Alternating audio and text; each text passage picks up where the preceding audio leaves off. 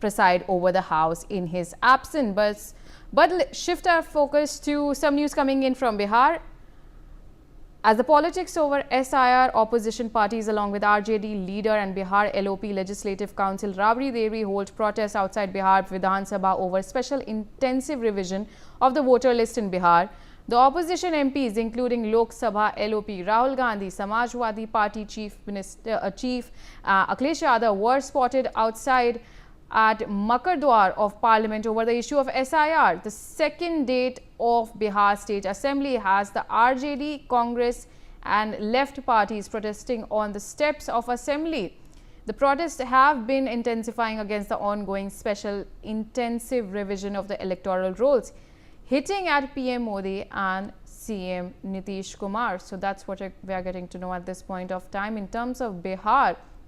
So Bihar SIR is something that has been raising eyes in protest for quite some time, and now we are seeing several opposition leaders, especially when we're talking about Congress, RJD leaders have been protesting outside Bihar Vidhan Sabha as well, being led, and also Rahul Gandhi and Akhilesh Yadav are also the ones who are protesting as well.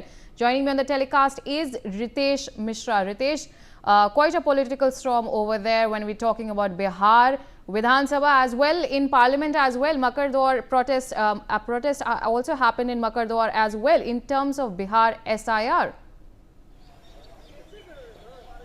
अब बिल्कुल देखिए कि SIR को लेकर आज बिहार विधानसभा का दूसरा दिन है और सत्र पूरी तरीके से बाधित रहा। आज तो स्थिति ये थी कि 11 बजे सत्र शुरू होने वाला था, लेकिन उससे पहले ही जो विपक्ष के जो MLAs हैं वो पोर्टिको में आ गए और हंगामा नारेबाजी उन्होंने शुरू कर दी। काले कपड़ों में उन्होंने पूरी तरीके से इलेक्शन कमीशन SIR का विरोध किया। उन्होंने एक ही मांग रखी, एक ही रट लगा रखी थी कि SIR पर चर्चा की जाए।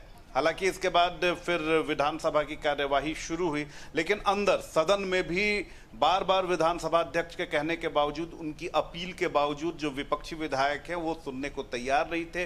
वो वेल में भी हंगामा कर रहे थे, उन्होंने रिपोर्टर्स टेबल को पटकने की कोशिश की।